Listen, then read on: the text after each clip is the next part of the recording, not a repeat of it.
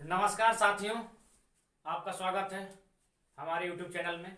आज हम लोग इस वीडियो के माध्यम से चर्चा करेंगे कि भारत देश में राज्यसभा का चुनाव कैसे होता है, क्या प्रक्रिया है और कौन लोग उसमें भाग लेते हैं।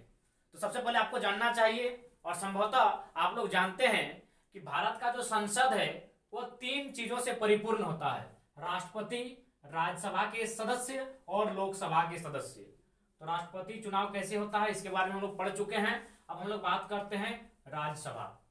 राज्यसभा का चुनाव कैसे होता है। तो सर्वप्रथम भारतीय संविधान अनुच्छेद 80 के अनुसार भारत का जो संसद है उसमें 2 सदन होगा, एक लोकसभा और एक राज्यसभा। राज्यसभा को ऊपरी सदन कहा जाता है, लोकसभा को निम्न सदन कहा जाता है। और क्या कंडीशन है संविधान अनुच्छेद 80 के अनुसार कि राज्यसभा के अधिकतम जो सदस्य हैं उनकी संख्या 250 हो सकती है। 250 हो सकती है, जिसमें 238 राज्यों से चुनकर आएंगे। जिन राज्यों में विधानसभा है, विधायक हैं, वे लोग चुनकर 238 सदस्यों को राज्यसभा भेजेंगे और 12 को राष्ट्रपति स्वयं मनोनीत करेंगे। तो 12 जो मनोनीत किए जाते हैं राष्ट्रपति के माध्यम से, वे लोग किस प्रकार के होते हैं एक बार जान लें। वे लोग साहित्य संबंधित होते हैं, विज्ञान से संबंधित होते हैं, कला के क्षेत्र से होते हैं या फिर समाज सेवा के क्षेत्र से चुने जाते हैं राष्ट्रपति के माध्यम से 12 लोग। लेकिन अभी 250 नहीं, राज्यसभा में 245 सांसद हैं, जिनमें 233 चुनकर आए हैं राज्यों के जो विधानसभा है उनसे, और 12 को राष्ट्रपति ने मनोनीत किया है। इनकी उम्र, लोकसभा सदस्य की उम्र 25 होती है, पर राज्यसभा के जो सदस्य हैं उनकी उम्र 30 साल होती है। राज्यसभा सदस्यों की उम्र 30 वर्ष होती है। और इनका समय देखिए, लोकसभा सदस्य का जो कार्यकाल होता है वो 5 वर्ष का होता है, पर राज्यसभा के जो सदस्य हैं उनका कार्यकाल 6 वर्ष का होता है। और इसकी जरूरत 1954 अगस्त महीने में राज्यसभा को लागू किया गया। लोकसभा तो खैर जब से आजाद हुआ 1947 से है। इसके 7 साल बाद, लोकसभा के 7 साल बाद राज्यसभा की जरूरत महसूस हुई कि और एक सदन होना चाहिए, राज्यसभा। और इसमें और एक बात विशेष है कि यह सदन अस्थाई है, ये अस्थाई सदन है, यानी फिक्स है। ये कभी भंग नहीं होगा या कभी खाली नहीं होगा पूरी तरह से। लोकसभा भंग हो सकती है और भंग होता भी है। जैसे 2019 में चुनाव था, तो चुनाव से कुछ दिन पहले सभी सदस्यों को उनका अवकाश हो गया और लोकसभा भंग हो गई, क्योंकि एक ही टाइम में सभी सदस्य लोकसभा के चुने जाते हैं। पर राज्यसभा में ऐसा नहीं होता है। यहाँ क्या होता है कि प्रत्येक दूसरे वर्ष में 1/3 सदस्य जो उनका कार्यकाल है वह पूरा हो जाता है, वे सेवानिवृत्त हो जाते हैं। 3 में से 1 सांसद प्रत्येक दूसरे वर्ष में सेवानिवृत्त हो जाता है और इसी तरह का सिस्टम चलता रहता है। हालांकि 1977 से कुछ इनबैलेंस है।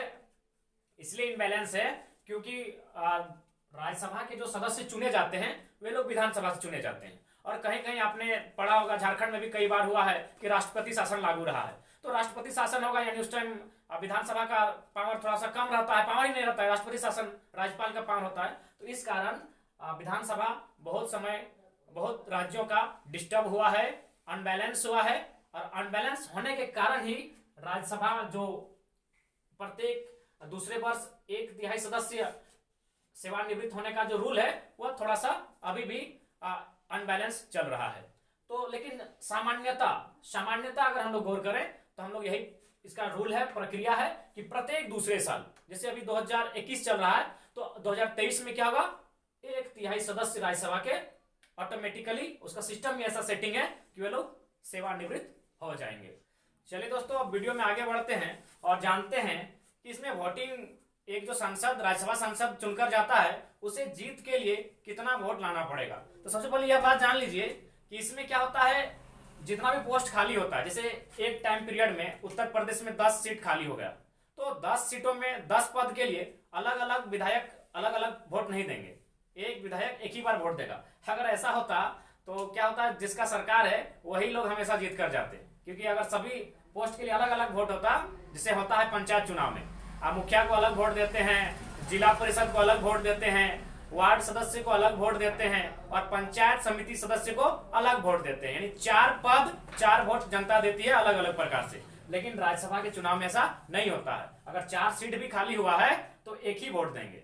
हाँ, उसमें क्या होगा, वरीयता होगी, उस पर हम लोग चर्चा करेंगे। तो फिलहाल जान ले, राज्यसभा चुनाव में अगर आपको नामांकन करना है तो कम से कम 10 विधायकों का समर्थन प्राप्त होना चाहिए। 10 विधायकों का समर्थन होगा तभी आप चुनाव लड़ सकते हैं, खड़े हो सकते हैं। और इसमें विशेष बात क्या है कि एक विधायक 10 सीट भी खाली है तो एक ही वोट देगा। अगर वो विधायक 10 बार वोट देता है 10 सीट के लिए, तो भाई जिसकी सरकार है वही लोग हमेशा राज्यसभा सांसद के लिए चयन करके अपने प्रत्याशियों को भेजने का काम करते हैं। लेकिन ऐसा नहीं है। तो सबसे पहले हम लोग जानेंगे कि कितना वोट चाहिए, एक राज्यसभा सांसद बनने के लिए कितना वोट चाहिए, और यह उस राज्य के अनुसार होता है। सभी राज्यों में अलग अलग अनुपात हैं, वोटों का अलग अलग अनुपात है राज्यसभा सांसद चुने जाने के लिए। तो पहले उदाहरण क्या है, फॉर्मूला है राज्य की कुल विधानसभा सीटें, यानी उस राज्य में जितनी सीटें हैं उसको हम लोग भाग देंगे खाली हुई राज्यसभा की सीटों से। जितना सीट के लिए चुनाव होना है राज्यसभा के लिए उसे भाग देंगे और +1 कर देंगे। फिर जो रिजल्ट आएगा उसमें हम लोग +1 कर देंगे। एक बार ध्यान से देखिएगा वीडियो को। जीत के लिए मत चाहिए, उस राज्य में विधानसभा की कुल सीटें कितनी है उसमें हम लोग डिवाइड करेंगे, जितना सीट में राज्यसभा का चुनाव होना है +1, और जो रिजल्ट आएगा उसको भी +1 से जोड़ देंगे। तो चलिए दोस्तों, हम लोग झारखंड राज्य का ही उदाहरण लेते हैं और समझने का प्रयास करते हैं कि राज्यसभा के सांसद कैसे चयनित होते हैं। झारखंड में 81 विधानसभा की सीटें हैं और 2 सीटें खाली हुई हैं, यानी 2 सीटों पर हमें चुनाव करना है। तो फॉर्मूला क्या है, कुल विधानसभा की सीटें बट्टा जितनी सीटों पर चुनाव होगा राज्यसभा के लिए। तो झारखंड में 2 सीटों पर चुनाव हुआ था, इस बार 2 सीटें +1 और फिर +1, तो 81/3 +1 27 + 1 28, यानी रिजल्ट आता है 28। यानी झारखंड में आपकी सरकार है या नहीं है फर्क नहीं पड़ता है। आप अगर 28 विधायकों का वोट ले आते हैं, 28 विधायकों को अपने पाले में ले आते हैं, तो आपकी पार्टी से राज्यसभा का सांसद बन सकता है। कभी कभी निर्दलीय लोग भी इस आंकड़े को छूकर, जो जिस राज्य के माध्यम से उस राज्य के अनुसार जो भी आंकड़ा है राज्यसभा जाने का, उसे छूकर राज्यसभा जाने का काम करते हैं। तो फिलहाल झारखंड में क्या स्थिति थी, जेएमएम के पास 29 विधायक हैं, 30 सीटों को उन्होंने जीता था, 30 सीटों को उन्होंने जीता था, पर हेमंत सोरेन 2 सीट से लड़े थे, तो गिनती क्या होगी 1 सीट की। यानी जेएमएम के पास 29 वोट थे, 29 विधायक यानी 29 वोट। बीजेपी के पास 26 विधायक यानी 26 वोट। कांग्रेस के पास 16 था, लेकिन उससे पूर्व राजेंद्र सिंह जी का देहांत हो चुका था, यानी 15 विधायक 15 वोट। तो भैया आपको यहां से तो स्पष्ट मिल चुका है रिजल्ट कि जेएमएम किसी भी कंडीशन में अपना राज्यसभा क्लियर कर लेगी। 2 में से 1 सीट तो जेएमएम की पक्की, क्योंकि लाना है 28, उसके पास है 29। बीजेपी के साथ थोड़ा समस्या क्या है, 2 सीट लानी होगी, इन्हें 2 सीट बढ़ाना होगा। तो ये क्या करेंगे, जो निर्दलीय है, पार्टी के अलावा जो निर्दलीय लोग हैं उनसे अपील करेंगे कि आप मेरे पक्ष में मतदान करें। और बिल्कुल वही हुआ।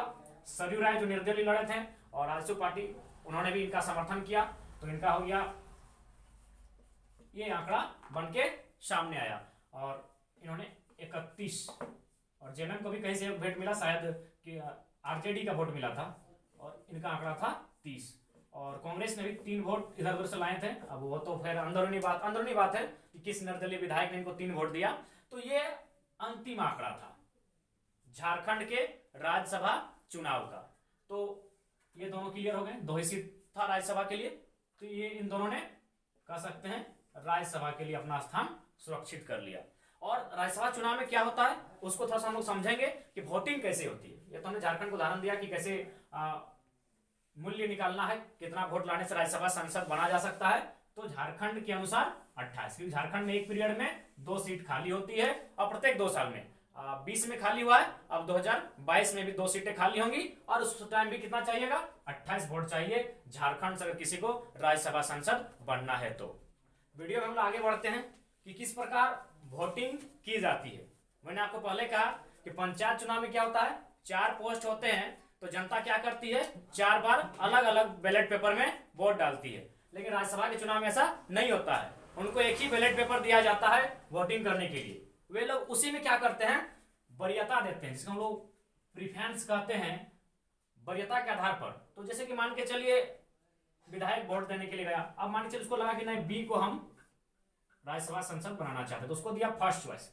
और नियम है आपको फर्स्ट चॉइस का वोट देना ही पड़ेगा। उसके बाद अगर आप सोचे कि नहीं हमको सेकंड थर्ड चॉइस का नहीं देना है, वो आपकी बात है, लेकिन ऐसा नहीं होता है क्योंकि और भी तो सीट खाली है, और हो सके अगर फर्स्ट चॉइस का वोट से रिजल्ट ना निकले तो सेकंड चॉइस थर्ड चॉइस की भी गिनती होती है। इसलिए उसने क्या किया कि बी को तो रखा फर्स्ट चॉइस, ए को दिया सेकंड चॉइस, डी को थर्ड चॉइस और सी को फोर्थ चॉइस। 4 प्रत्याशी खड़े थे, चारों को उसने वोट देने का काम किया। इसी प्रकार लास्ट में अगर मान के चलते हैं 30 सीट 30 वोट चाहिए, 30 वोट चाहिए आपको राज्यसभा सांसद बनने के लिए, और बी को यहां मान के चलिए वहां से 3 सीट खाली है, 3 सीट खाली है, 30 वोट जो लाएगा वो राज्यसभा का सांसद बन जाएगा। तब क्या होता है अगर बी को मान के चलिए 30 मिल गया, अब इसको मान के चलिए 28 मिला, और इसको मान के चलिए 24 फर्स्ट चॉइस का वोट। ये ध्यान रखिए फर्स्ट चॉइस वोट हम लोग करते हैं, फर्स्ट चॉइस का वोट इन लोग को इतना इतना मिला। इसको भी मान के चलते हैं 10, ये फर्स्ट चॉइस का वोट इतना मिला। तो अब क्या होगा भाई 30 वोट इसका आ चुका है, ये राज्यसभा सांसद चयन कर लिए जाएंगे। लेकिन अब क्या 3 सीट है और 2 सीट हमको लाना है, तब क्या करेंगे हम लोग सेकंड चॉइस को देखेंगे। फर्स्ट चॉइस तो हो चुका है, अब हम लोग क्या करेंगे सेकंड चॉइस को देखेंगे कि इसमें से फिर सेकंड चॉइस किसको ज्यादा मिला है। तो फिर मान के चलिए इनको फिर सेकंड चॉइस में मिल गया 20, और इनको भी फिर सेकंड चॉइस में मिल गया 15।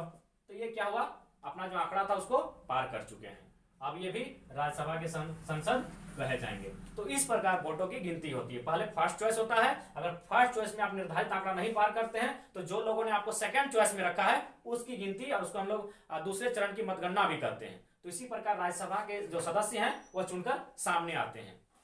दोस्तों नई दिल्ली हमारे देश की राजधानी और केंद्र शासित प्रदेश, वहां भी विधानसभा है, जहां विधानसभा है तो वहां राज्यसभा सदस्य होंगे ही होंगे। तो वहां का भी एक सुंदर उदाहरण लेते हैं और स्पष्ट करते हैं कि राज्यसभा चुनाव का गणित समझते हैं कि कैसे सांसद जीतते हैं, कैसे चुनाव होते हैं। यहां थोड़ा आसानी होगी। देखिए नई दिल्ली में 70 विधानसभा की सीटें हैं, 70 विधानसभा की सीटें हैं, जिसमें से 62 आम आदमी पार्टी यानी अरविंद केजरीवाल जी के पास है। अब यहाँ 3 सीट खाली है, खाली हुई थी 2018 में या फिर उससे पूर्व, तारीख हमको ठीक से याद नहीं, मान के चलिए 3 सीट वहां खाली हुआ था। तो 3 सीट भरना है। अब 3 सीट भरना है तो नियम क्या है, जो 18 वोट लाएगा, जो 18 वोट लाएगा, प्रत्येक 18 वोट में 1 सीट, यानी 18 वोट लाए आपको 1 सीट, अगला 18 वोट लाए आपको दूसरा सीट, अगला 18 वोट लाए आपको तीसरा सीट मिल जाएगा। यानी कोई एक पार्टी अगर अकेले 54 वोट ले आती है तो तीनों सीट उसके खाते में चले जाएंगे।